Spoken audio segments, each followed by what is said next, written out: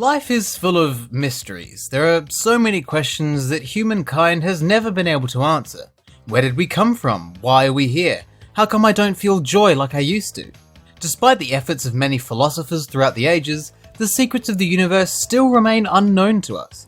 But while the masses squabble over their trivial ideas and opinions, there is only one question that truly matters.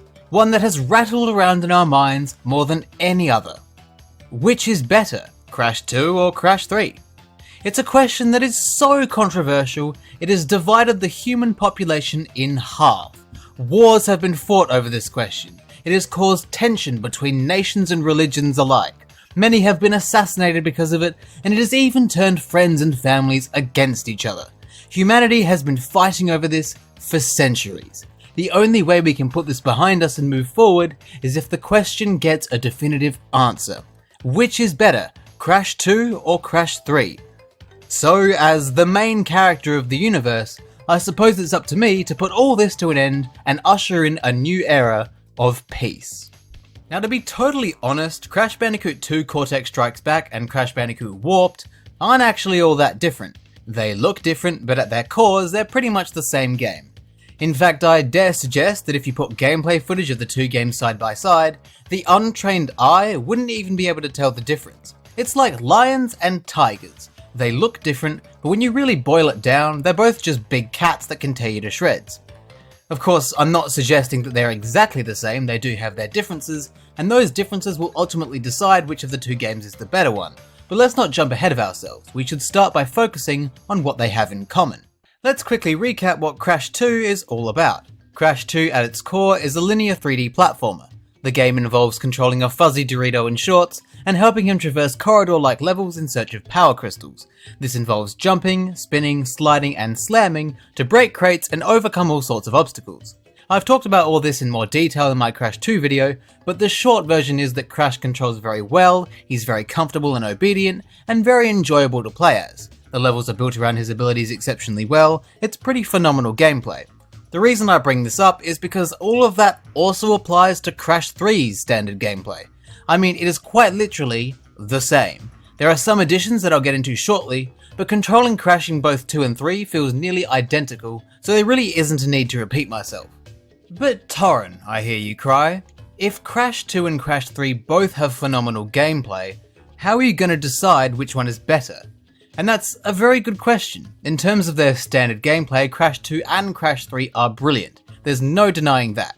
But this is where the peripheral elements that I like to call other shit come into play. These elements will determine the outcome of this whole video. Just now, when I said that Crash 2 and 3 play identically, I may have been lying. While it is true for the first warp room, it is not true for the rest of the game due to the power-ups. I would like to take this opportunity to formally apologize for misleading you. I never intended to cause any harm. I was simply trying to make a point, and in doing so, I've betrayed your trust, and for that, I am truly sorry. Anyway, before obtaining any power-ups, Crash 3 has the same standard gameplay as Crash 2, so all the praise I directed at Crash 2's gameplay can be applied here as well. It's when the power-ups start to get involved that things get interesting. Whenever you defeat a boss for the first time, Crash unlocks a permanent power-up that either grants him a new move or upgrades a pre-existing move. Can I just say, before we continue, that the boss fights in Crash 3 are actually a lot better across the board than in Crash 2. They're still pretty simple and it's very easy to cheese them, but they are an improvement. Engine's fight especially is pretty fucking cool. There are 5 power-ups in Crash Bandicoot Warped, and they range from being extremely situational and pretty much useless, to being totally overpowered and broken. I'm gonna make this very clear. I don't like the power-ups in this game, particularly the Super Body Slam, Death Tornado Spin, and Fruit Bazooka. The Super Body Slam just gives the regular Body Slam a bit more range, which has little to no impact on the gameplay apart from one bonus round where it's required. It adds nothing. On the complete other end of the spectrum, you have the Death Tornado Spin and Fruit Bazooka, which are too useful. They trivialize most of the game. The Death Tornado Spin extends the duration of Crash's spin and also allows him to hover and glide in midair, and the fruit bazooka allows Crash to shoot Wumpa Fruit to destroy crates and enemies from afar. These two power-ups pretty much break the game in the sense that they allow you to just not actually play the game. Because think about it, why interact with obstacles and enemies when you can just use the Death Tornado Spin to glide around them and ignore them completely? Why try and navigate an intricately designed level with enemies and hazards when you can just blast them from a distance with the Fruit Bazooka and stroll through the level like there was never any danger to begin with? Don't get me wrong, these two power-ups look pretty cool, and 8-year-old me was delighted to use them at every opportunity, but looking back at them now, as a funny, handsome and delightful young man, they kind of ruin the gameplay, and I don't appreciate what they bring to the table. If you can pretty much skip over everything in the game with these power-ups, what's the point of even playing? The only power-ups I'm on board with are the double jump and the speed shoes. The double jump is a simple extra movement option, and the speed shoes are specifically to help with time trials, which I'll get into later. These power-ups are good in the sense that they are helpful, but don't turn the platforming into a complete joke. It would have been much better if Crash 3 did away with the power-ups, included the double jump as part of Crash's starting moveset, rewarded him with the speed shoes after beating the game, and scrapped the Super Body Slam, Death Tornado Spin and Fruit Bazooka entirely. At least that way, the power-ups wouldn't have ruined half the game. There's a very good reason why I say they only ruin half the game. It's because the other half of the game doesn't let you use the power-ups. The other half of the game is vehicles. And that's not me exaggerating to get my point across. Out of the 30 unique levels in Crash 3, 15 of them are vehicle levels. That's 50%, quite literally half the game. If you include levels where you can ride Baby T, that brings it up to 17 out of 30, which is 57%. Even if you add all the bosses on top of it, that makes it 18 out of 35 thanks to Engine, which is 51%, still more than half. The only way you can make vehicles comprise less than half of the game is if you include the boss fights but exclude Baby T, making it 16 out of 35, which is 46%. But even still, that's very close to half the game. This is way too much. I don't understand why there needed to be so many vehicle levels in this game. Don't get me wrong, they can be enjoyable. I particularly enjoyed Pura's levels on the Great Wall of China, the underwater levels are neat, and the jet ski can be fun too. The motorbike and plane levels aren't anywhere near as fun, the motorbike is stiff and controls like shit, and the plane levels are tedious, and both are boring at best, but they aren't completely unbearable. Also, I like that they give Coco more of a spotlight. That's really cool, but there's just too many. They overshadow the actual Crash Bandicoot gameplay, and that decision baffles me because the vehicles are never going to be as fun as just playing as Crash. There are 4 motorbike levels and 4 jet ski levels. Why do those level types get 4 each when the medieval, prehistoric and Arabian types only get 3 each? The vehicles are not what I'm here for. I'm here for Crash Bandicoot gameplay. I don't want to play as Motorbike, I want to play as Crash Bandicoot. Why is that so hard to understand? The fact that there are more vehicle levels than not in Crash 3 seems to be ignored by a lot of people, and if they don't ignore it, what they do is try and justify it. They say things like Crash Bandicoot is all about breaking crates. That's what you do in Crash Bandicoot games, you break crates. That's what it's all about, and you break crates in the vehicle level, so it's still Crash Bandicoot at its core. It's not an entirely new gameplay style, it's still very much Crash Bandicoot, because Crash Bandicoot is all about breaking crates. And it's like, okay, I see the point you're making, I understand where you're coming from, but it's interesting that that doesn't come up in the context of Crash Bandicoot: The Wrath of Cortex. It's an interesting contrast. People will say things like there are way too many vehicles in Wrath of Cortex, too many vehicles, there are too many vehicles in this game and they're not good. It's not what Crash Bandicoot is about, these vehicles, there are too many vehicles. Which is funny, because I thought Crash Bandicoot was all about breaking crates. You break crates in the vehicle levels in Wrath of Cortex. Isn't that all you want out of a Crash Bandicoot game? Is that not what it's all about? It matters not which style of gameplay is implemented as long as you're breaking crates. It's perfectly good Crash Bandicoot gameplay, right? That would also make Eggipus Rex, the Crash 3 level with no crates, the worst Crash level of all time, wouldn't it? Because isn't Crash Bandicoot all about breaking crates? No, it's not. If someone handed you a Crash Bandicoot game that was exclusively full of vehicles, you would not be singing its praises because of how many crates you get to break. You'd have it incinerated because breaking crates is not what Crash Bandicoot is all about. Crash Bandicoot is about traversing 3D corridor-like levels on foot, jumping, spinning, sliding, and slamming your way through hazards and enemies, breaking crates as you go. That's what Crash Bandicoot is. I know this is sounding like I'm shitting all over the vehicles in Crash 3, and I am somewhat, but it's not because they're atrociously bad. Like I said before, there's an element of fun in them. It's mainly the sheer quantity of vehicle levels I don't like, because it is honestly ridiculous. They take away from the game more than they add to it. Crash 2 built on the foundations of the first Crash game in a pretty much perfect way, so you'd hope that Crash 3 would do the same for Crash 2. But rather than build upon the foundations of Crash 2, Crash 3 focused on building around them, which resulted in more extra new shit rather than improvements on the pre-existing good shit. The simple fact is that the vehicles aren't as fun as regular platforming, and because about half the game is vehicles, it weakens the overall gameplay experience. Another thing that falls under the banner of new shit is time trials. As a concept, I like time trials, and I like them for a few reasons. They're a fun challenge that puts your abilities to the test to see how quickly you can beat a level without dying. It's fun to see what you're truly capable of. It also adds a competitive element to the game. You can try and beat the best time, whether it belongs to your friends or a family member, or if it's your own best time because you're sad and lonely. I think it's cool, and it rewards you with a nice shiny relic if you do well enough, which is neat. It's always a good feeling when a game goes, hey, you did something vaguely not shit. Here's a prize that does absolutely nothing. Time trials also give you a reason to return to levels, although this is a good thing and a bad thing at the same time. It means you get to replay the good levels, which are smooth and satisfying to play through with speed shoes and taking shortcuts and things, but it also means you have to suffer through the insufferable levels once again.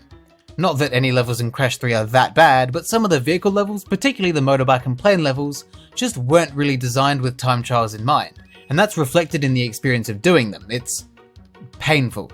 The only time you don't have to return to a level for the time trial is in the level with no crates, Agapus Rex, in which I managed to get the clear gem and platinum relic all in one go, and it was so satisfying it made me come instantly. I think it's also worth mentioning that time trials, although not mandatory, were a good way of increasing the amount of content in the game. There's more to do, and I can always appreciate there being more to do, especially seeing as this game, like Crash 1 and 2, is pretty short. Speaking of satisfying, going for 100% completion in Crash 2 was a very satisfying and enjoyable process. Going through each level, breaking all those crates, finding all those secrets and collecting all the crystals and gems has always been a magical experience for me. I loved doing it as a kid, and I still love doing it now, which can only mean one thing. My growth and development stunted when I was 7. But in all seriousness, it was a genuinely delightful experience, with the exception of the level Cold Hard Crash, which is literally hell frozen over. In Crash 3, going for 100% completion is a totally different beast. At its core, it's the same idea. You collect crystals to progress the story, each level has a gem for breaking all the crates, some levels also have death roots and or coloured gem roots that reward you with more gems. And I gotta say, the crunch of picking up a collectible, and the chime and sparks that comes with it, is such a euphoric sensation. But the process of going for 100% completion in Crash 3, which is actually 105% completion, is much different to going for 100% in Crash 2. It's so much more complicated and convoluted. I would argue that this is mainly because of the time trial relics. The relics are required not only to reach 105%, but also to unlock the secret levels in the secret warp room, which have their own sets of gems and relics, apart from 2 of them which are secret entrances to levels you've already beaten. Not only do you need to collect all 30 time trial relics, they also need to be at least gold, meaning you'll be replaying time trials over and over quite a lot. Extremely frustrating when you get to vehicle levels, especially Road Crash, which can really piss off with its impossible turn. There's also a ridiculous amount of backtracking. Thanks to death roots and coloured gem roots containing crates, there are plenty of occasions where you are forced to traverse through a level backwards to pick up the crates that you missed, because there is no other way of getting the clear gem for it. And I would like to point out that the game's fixed camera does not take kindly to backtracking. And then there are the secret levels, which are only accessible by secrets in other levels. To get to Hot Cocoa, you need to drive into an alien sign in Road Crash, and to get to Agapus Rex, you need to be killed by a specific dinosaur enemy in Dynamite's coloured gem route, which requires the yellow gem, which you get by entering Hang'em High's secret entrance, which requires 10 relics to unlock. How in the fuck is anyone supposed to figure any of that out? There isn't even a clear sign anywhere in the game that those levels even exist at all. The only way you'd know about them is if you looked it up. You're never going to accidentally stumble into these secret levels, especially not Agapus Rex. Minimum gold relics, loads of backtracking, impossible secrets, all on top of collecting crystals and gems is quite the mountain to climb. It is a longer and more frustrating process than in Crash 2, but I don't know if that makes it worse. Sure, there were some painful moments going through 105% completing Crash 3, but after getting through it all and collecting that final gem in the time twister, fuck, it felt good. The question is, did it feel good because I enjoyed it, or did it feel good because it meant that it was all over? I think it's a bit of both really, but what I'm absolutely certain of is that I had such a strong sense of achievement that I could never get from Crash 2.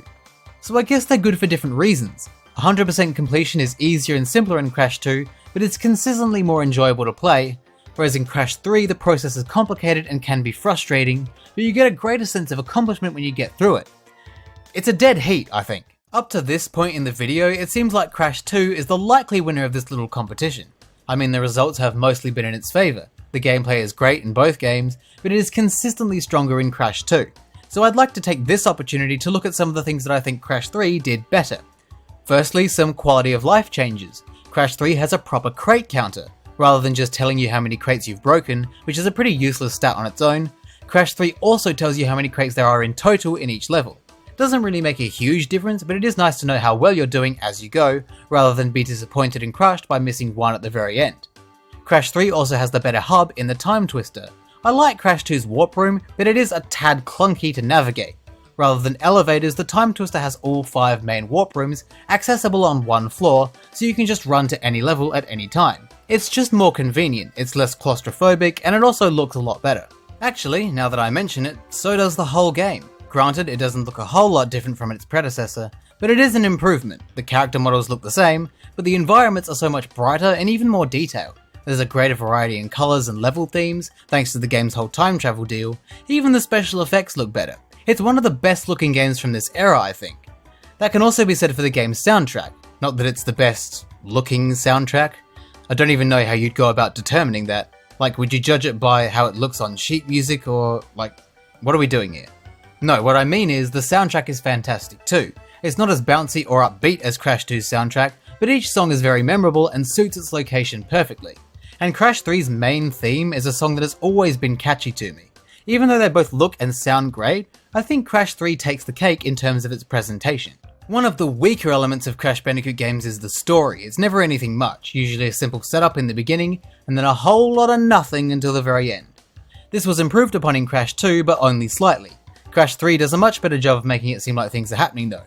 Unlike the previous two games, all the characters properly interact with Crash in the time twister. The bosses taunt him, Aku Aku is finally given a voice and interacts with him too. It just makes the cast of characters feel more involved and relevant. Also, the story is just more interesting. It introduces the evil mastermind behind all the goings-on, Uka Uka. It relates to the events of the previous games because he complains about the gems and crystals being lost, and then he introduces Entropy, whose time twister machine will let them travel through time to recover those lost power sources.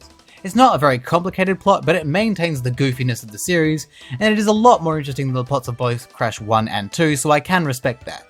And besides, the time travel theme lends itself to some fantastic level themes, so I'm not going to complain. So, how to conclude? I suppose I should bring this back to the original question, which is better, Crash 2 or Crash 3? It's a very tight race because both games are absolutely phenomenal. They're huge parts of my childhood, so I obviously love them, but bias aside, they are objectively very good games. However, determining which of the two is better is not easy. I think Crash 3 is better in theory. It looks better and sounds just as good as Crash 2. The story is more interesting, the characters are more alive, there are more interesting environments, the game has more content, it has a lot going for it. But in reality, Crash 2 is just a better game. The thing is, while Crash 3 had a lot of additions, not all of them were good. The overabundance of vehicles and vehicle levels and the botched nature of the power-ups take away from the experience. The time trials were great, but they also meant that you had to put up with all the bad stuff a second time. Crash 2's gameplay was consistently fantastic and didn't get too distracted with vehicles or any sort of power-ups that would trivialize the game and make it a walk in the park. Crash 3 is held back because it was so busy with including other shit, it neglected focusing on proper Crash Bandicoot gameplay, and because of that, Crash 2 wins. And look, I'm not saying it's bad. As a standalone game, Crash 3 is fucking amazing. I love it to bits and would never suggest that it's a bad game. And hey, if you prefer Crash 3 over Crash 2, that's fine. Both are extremely good games. But, and I say this in the most objective way possible, because of a handful of questionable decisions, Crash 3 just falls short and Crash 2 ends up on top. Basically what I'm saying is, if you think Crash 3 is better than Crash 2, you're not stupid for thinking that, But you are wrong.